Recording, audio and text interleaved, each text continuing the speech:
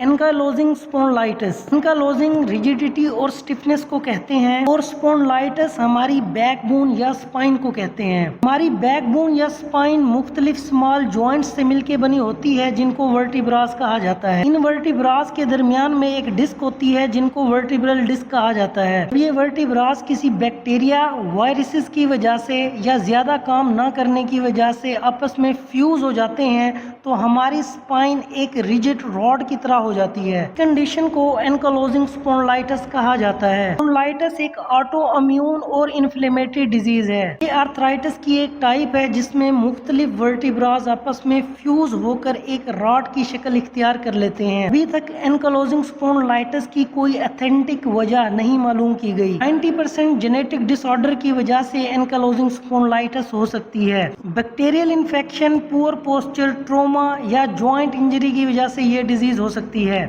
इस कंडीशन में सबसे पहले पेन हमारी लोअर बैक से स्टार्ट होता है। ये पेन हमारे लोअर बैक से थोरैसिक और नेक रीजन में रेडिएट करता है। जॉइंट स्टिफनेस हमारी लो बैक से हमारी अपर बॉडी की तरफ फैल जाती है। इस कंडीशन में हमारी स्पाइन स्टिफ हो जाती है, हमारे शोल्डर और अपर आर्म स्टिफ हो जाते हैं। जॉइंट स्टिफ होने की वजह से सीवियर किस्म का पेन प्रोड्यूस होता है। एनकालोजिंग स्पॉन्डिलाइटिस को इन्वेस्टिगेट करने के लिए फिजिकल एग्जामिनेशन परफॉर्म की जाती है। एक्सरे और MIR परफॉर्म करवाई जाती है स्पाइन के क्लियर इमेज को देखने के लिए। फिजिकल थेरेपी एक बेस्ट ट्रीटमेंट ऑप्शन माना जाता है एनकालोजिंग स्पॉन्डिलाइटिस की ट्रीटमेंट के लिए। जॉइंट स्टिफनेस को कम करने के लिए, इन्फ्लेमेशन को कम करने के लिए एंटी इन्फ्लेमेटरी मेडिकेशन दी जाती हैं। फीवर को कम करने के लिए एंटीपायरेटिक और पेन को कम करने के लिए एनाल्जेसिक मेडिसिन रिकमेंड की जाती हैं। जॉइंट कार्टिलेज को और मसल्स को दोबारा से रिपेयर करने के लिए मल्टीविटामिन रिकमेंड की जाती हैं। ब्रोफिन एक non steroidal anti inflammatory drugs हैं। इसके ब्रांड नेम में ब्रोफिन, डिस्प्रोफिन, मैकप्रोफिन शामिल हैं। फीवर, पेन और इन्फ्लेमेशन को कम करने के लिए ये मेडिसिन रिकमेंड की जाती हैं जो कि 200 to 400 mg इजीली अवेलेबल होती हैं। दिन में 3 बार ये टैबलेट यूज की जा सकती हैं। पेन को कम करने के लिए डेक्लोफेनेक सोडियम दी जाती है। इनमें कैटाफ्लेम, वोल्ट्रॉल और वोलन शामिल हैं। 25 to 50 mg इजीली अवेलेबल होती हैं जो कि दिन में 2 बार इस्तेमाल की जाती हैं।